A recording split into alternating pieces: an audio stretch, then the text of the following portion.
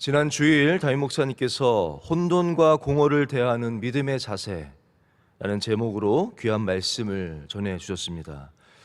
말씀이 참 전체가 다 큰 은혜를 받았지만 저는 개인적으로 목사님이 그 발무좀을 예화로 드시면서 그런 말씀을 해주셨는데 그것이 참 마음에 남았어요. 무슨 얘기냐면 혼돈과 공허는 어떤 상태가 아니라는 거예요. 혼돈과 공허는 어떤 그냥 단순한 상태가 아니라 실제하는 세력이다, 힘이다 라는 말씀을 해주셨어요. 그러면서 우리의 생명을 잃게 하고 그 실제하는 그 세력, 힘이 우리의 생명력을 잃어버리게 하는, 그러니까 그저 어떤 그냥 상태가 아니라 그것은 실제하는 능력이라는 것이죠. 힘이라는 것이죠. 그래서 겉만 고친다고 그것이 해결되는 것이 아니라 그 근본적인 그 세력, 그 힘을 제거해야 된다는 거죠. 그런데 이거는 우리의 힘과 노력으로 되는 것이 아니라는 거예요. 이것은 오직 이길 수 있는 힘은 근본적으로 하나님밖에는 없다라는 말씀을 전해주셨습니다. 그것이 참 저에게 새롭게 와닿습니다. 그러면서 하나님이 이것을 없애시는 그 방법은 무엇이냐? 바로 하나님의 말씀이라는 것이죠. 하나님의 일하시는 방법은 말씀이라는 거예요. 하나님께서 이 말씀을 통해서 혼돈 가운데 있는 이 세상 가운데 질서를 주셨고, 하나님이 말씀으로 공허함 가운데 있는 세상 가운데 하나님의 창조물들로 채워가셨다라는 그 말씀을 전해주셨는데 그것이 참 와닿습니다. 그렇기 때문에 지금 이 시대도 이 혼돈과 공허는 여전히 실제하고, 그렇기 때문에 우리 안에도 하나님의 말씀이 선포되어져야 되고 말씀이신 예수 그리스도가 오셔야 된다라는 말씀을 증거해 주셨습니다. 저는 그것이 참 와닿더라고요. 혼돈과 공허라는 것이 그저 어떤 상태가 아니라 실제하는 세력이라는 거, 실제하는 능력이라는 거, 우리의 생명력을 잃어버리게 만드는 힘이라는 것이 참 와닿더라고요.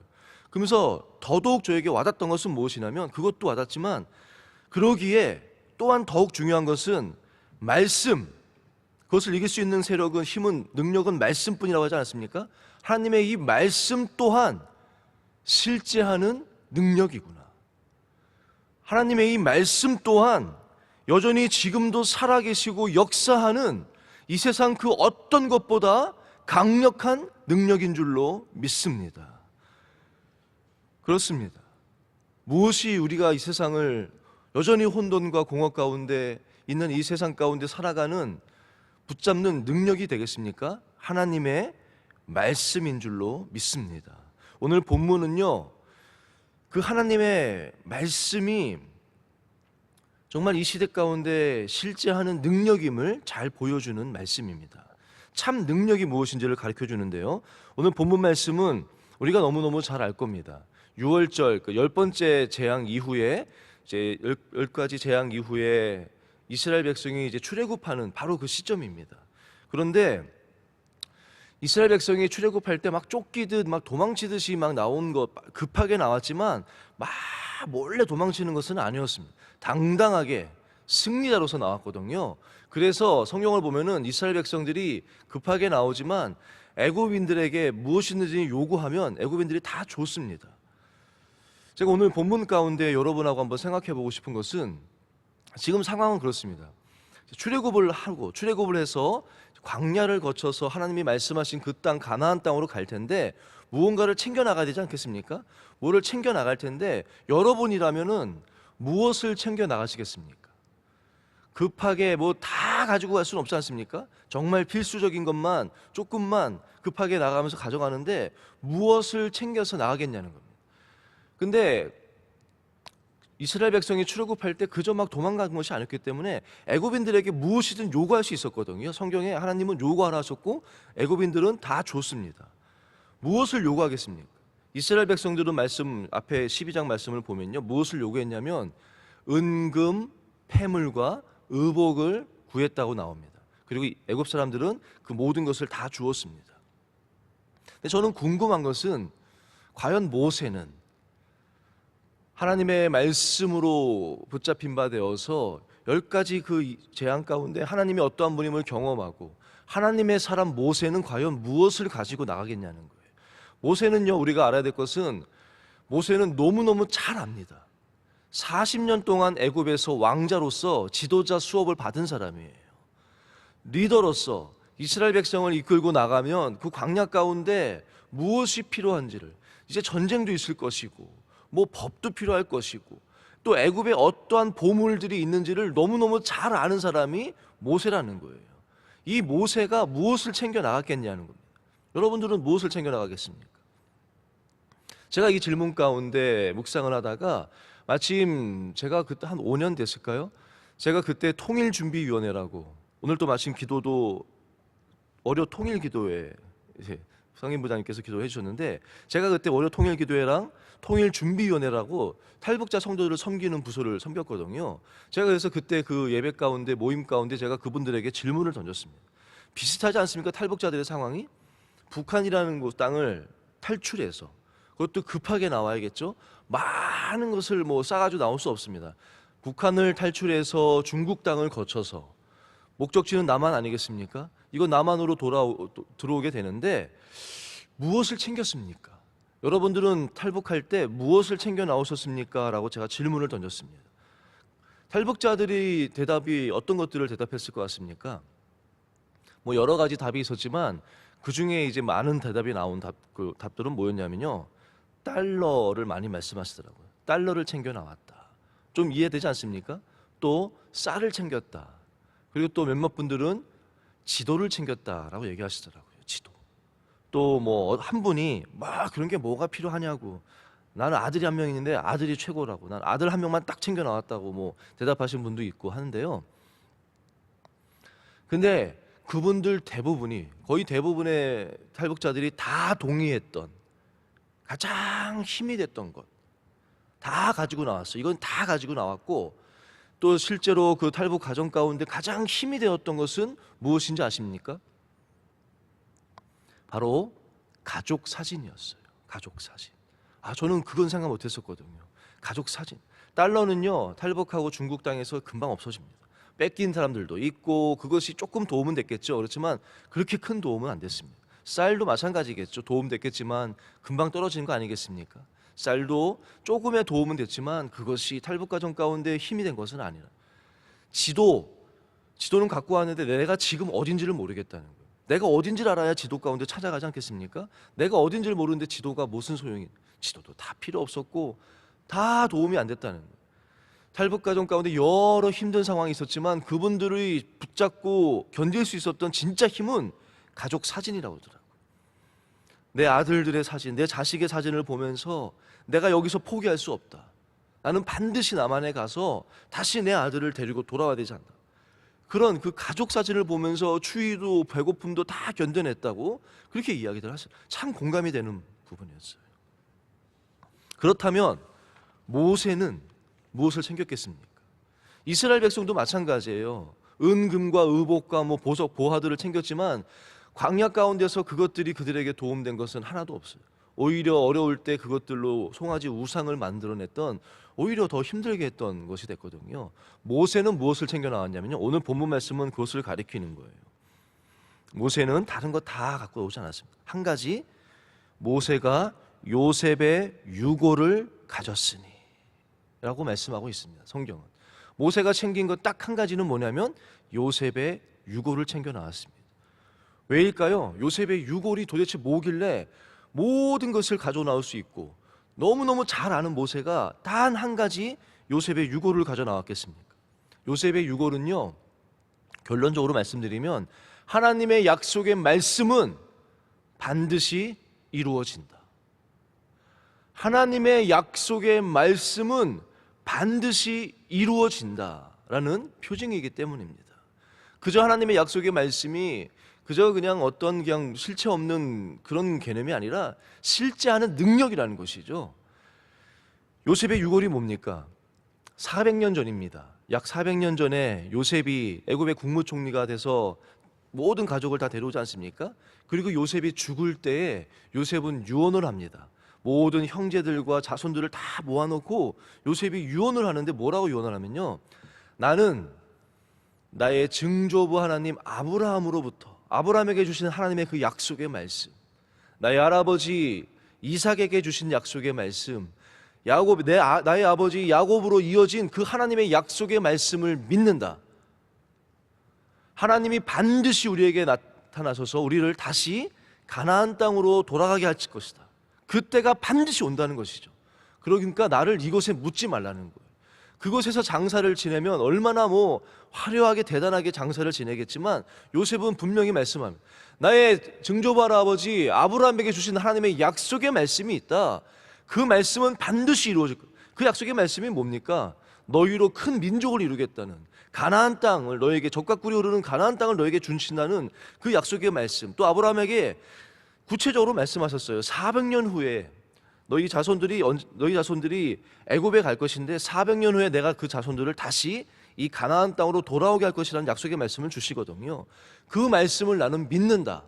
그러니까 내 뼈를, 나를 시신을 여기다 묻지 말고 나의 뼈를 잘 간직했다가 그날이 온다. 그때 이 유고를 가지고 가서 가나안 땅 그곳에 묻어달라고 요셉이 유언을 하거든요. 그리고 나서 400년이 지났습니다. 400년이 짧은 시간 아니잖아요. 400년이 지났는데 정말로 그들의 노력과 그들의 힘이 아니라 하나님이 약속하신 그 말씀 그대로 지금 그 출애굽이 이루어진 거잖아요. 약속이 이루어지는 순간 아닙니까? 모세는 이걸 기억한 거예요. 그리고 붙잡고 쭉 이어져 왔던 그 말씀의 표징인 요셉의 유고를 챙겨 나온, 광야길 가운데 모세라고 안 힘들었겠습니까?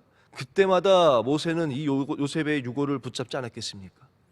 하나님께서 그 약속하신 말씀이 이루어졌는데 이 광야에서 넘어지지 않을 것이다. 이 광야에서 끝나지 않을 것이다. 그 약속의 말씀은 반드시 이루어질 것이다. 그 말씀 붙잡지 않았겠습니까? 여러분, 진짜 힘이 무엇입니까?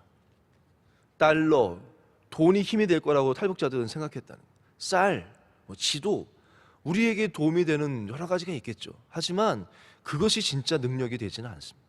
그것이 진짜 힘이 된 것은 아니에요. 은과 금, 여러 가지 것들, 우리는 그것들이 이 세상을 살아가는데 힘이 되고 능력일 거라고 생각하지만 그것이 진짜 능력은 아닙니다. 우리의 노력도 필요하겠죠. 여러 가지 것들도 필요하겠죠. 그렇지만 그것은 참 능력은 아니라는 거예요.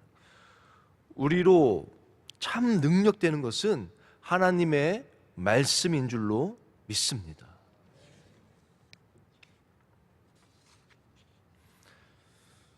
지금도 우리도 마찬가지 아닙니까? 이 세상은 혼돈과 갈 바를 모르고 무엇이 어떤 길이 참 길인지도 모르고 길이 보이지도 않고 열심히 노력한다고 하지만 허무함을 느낄 때가 종종 있지 않습니까? 이 세상은 그런 세상 아닙니까? 우리가 이런 시대를 살아갈 때 무엇을 붙잡아야 합니까? 우리 가운데 필요한 것은 무엇입니까? 하나님의 말씀인 줄로 믿습니다. 저는 참 여호수아서 말씀 한번 찾아볼까요? 여호수아서 24장 32절 말씀인데요. 이 말씀을 읽다가 참 은혜가 됐습니다. 여호수아서 제일 마지막 부분입니다. 여호수아서 24장 32절 말씀입니다. 함께 한 목소리로 합독하겠습니다. 또 이스라엘 자손이 애굽에서 가져온 요셉의 뼈를 세겜에 장사하였으니 이곳은 야곱이 백크시타를 주고 세겜의 아버지 하몰의 자손들에게서 산 밭이라. 그것이 요셉 자손의 기업이 되었더라. 저는 요 장면, 요 한 절의 말씀이 너무 소중한 말씀이고 참 감격스러운 말씀이에요. 여호수아서가 어떤 말씀입니까? 이제 정말로 이스라엘 백성이 가나안 땅에, 하나님이 약속하신 그 땅에 들어와서 가나안 땅을 하나씩 하나씩 정복해 나가고 그 땅을 다 분배하고 그 땅에서 그 약속의 땅을 드디어 이제 한 민족을 이루어서 하나님이 약속하신 가나안 땅에 들어와서 그 땅을 정복한 그 이야기가 여호수아서 아닙니까? 그런데 이 여호수아서를 기록하면서 제일 마지막에 여러 가지 이제 여호수아도 죽고 그 하나님이 하신 일들을 아는 장로들도 죽고 또 아론의 아들 엘르아살도 죽고 이렇게 모든 것이 이제 마무리하는 그 과정 가운데 요 한 절을 딱 집어넣는 거예요. 요 한 절을 그 가운데 끼워 넣습니다. 왜겠습니까? 좀 생뚱맞게 요셉의 뼈가 나오거든요. 요셉의 뼈를 장사하는 장면이 여호수아서 마지막에 나오는 거예요. 이유가 뭘까요? 창세기에서부터 시작된 하나님의 약속의 말씀, 아브라함에게 주셨던 그 약속의 말씀이 출애굽기와 레위기, 민수기, 신명기를 이어서 여호수아서에서 이루어지지 않습니까? 그 이루어지는 그 마지막 장면에 요셉의 뼈를 묻는 것으로 마무리하는 이유는 요셉의 뼈는 하나님의 약속의 말씀의 상징 아니겠습니까? 그 말씀이 온전히 이루어지는 것이, 그 뼈를 딱 묻는 것을 통해서 하나님의 약속의 말씀이 온전히 이루어졌다라는 것의 중요한 상징이 아니겠습니까? 우리의 삶도 마찬가지인 줄로 믿습니다. 우리의 삶이 앞이 보이지 않고 혼돈하고 어려울지라도 우리 안에 하나님의 말씀이 있다면, 그 말씀을 붙잡고 있다면 반드시 하나님의 말씀은 이루어질 줄로 믿습니다. 그것이 우리의 결론이에요. 하나님 말씀이 참 능력이고 하나님의 말씀은 지금도 실제하는 능력인 줄로 믿습니다. 그리고 또한 하나님은요, 지금도 태초에 하나님이 혼돈과 공허 가운데 있는 그때 말씀으로 천지를 만드시지 않습니까? 또 죄악 가운데 있는 이때 이 땅에 예수님이, 말씀 그 자체이신 예수님이 이 땅에 오시지 않습니까? 그리고 우리를 구원해 주셨지 않습니까? 또한 혼돈과 공허가 여전히 있는 이 시대에도 하나님은 지금도 우리 한 사람 한 사람에게 여전히 말씀하신다는 거예요. 고린도후서 4장 6절 7절 말씀, 이 말씀 읽고 말씀을 마무리하려고 합니다. 고린도후서 4장 6절 7절의 말씀입니다.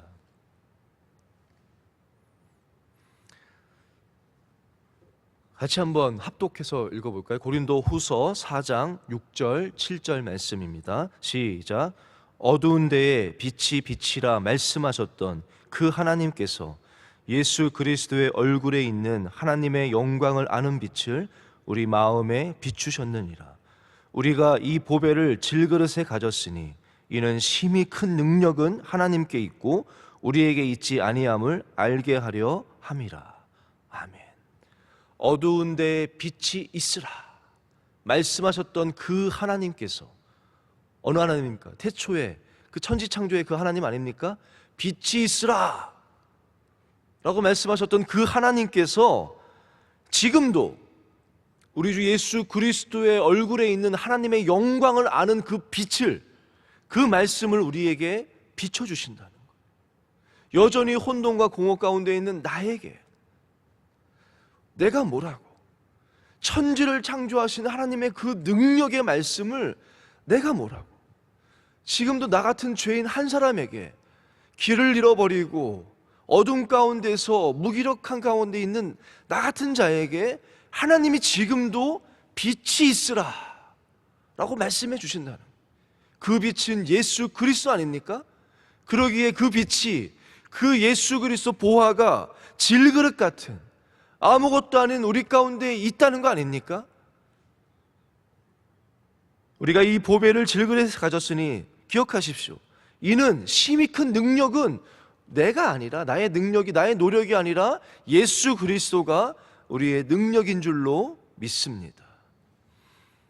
천지를 창조하신 그 능력의 하나님이 여러분 한 명 한 명을, 한 분 한 분을 사랑하셔서 오늘도 우리에게 빛이 있으라 말씀하시는 분인 줄로 믿습니다. 하나님의 그 말씀이 선포되어진 그 말씀을 붙잡으시고 우리 안에 거하시는 예수 그리스도를 붙잡으시고 오늘 하루도 승리하시는 저와 여러분 되기를 주의 이름으로 소망합니다.